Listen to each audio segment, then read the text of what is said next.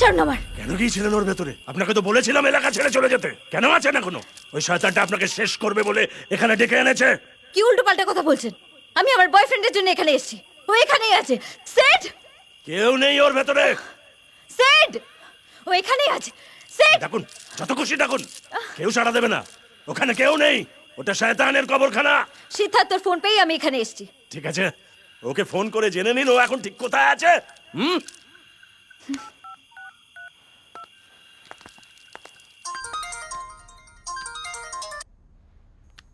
Hello, shed, তুমি কোথায় বলো তো?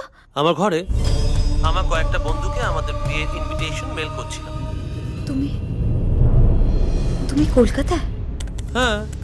আচ্ছা শোনো, বিনিতা তো আমাদের কমন ফ্রেন্ড, তোকে কে ইনভাইট করবে? আমি আই সোয়ার আমি তুলি বাড়িতে তোমাকে সারপ্রাইজ দিতে আমি পুরনো কেল্লা তোমার জন্য অপেক্ষা করছি। হে, ওয়েট ওয়েট ওয়েট, তুমি সত্যি এখানে এসছো?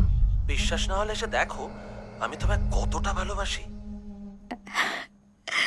তুমি একটা বদ্ধ পাগল। তুমি ওয়েট করো, আমি এক্ষুনি আসছি।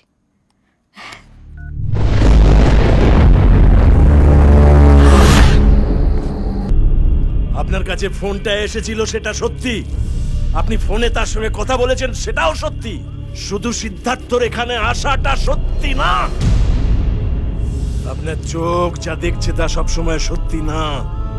সত্যি আর মিথ্যের মাঝখানে থাকে চুলচেরা ফাঁক, আর সেই ফাঁকেই থাকে শয়তানের সাম্রাজ্য। একমাত্র আল্লাহ বিসমিল্লাহর পবিত্র আলোতেই তা দেখা যায়। ইয়ালি!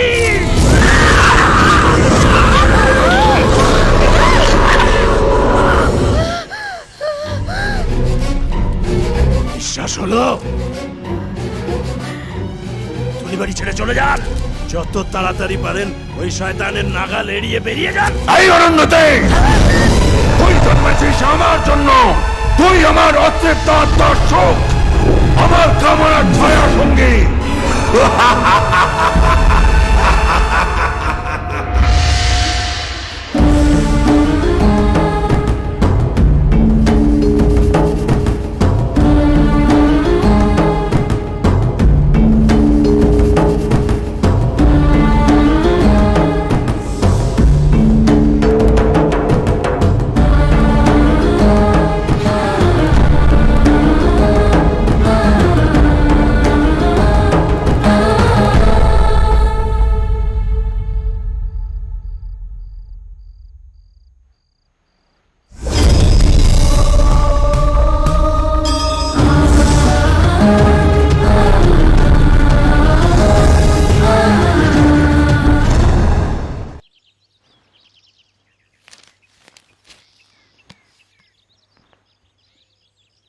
ইনি কে দাদু?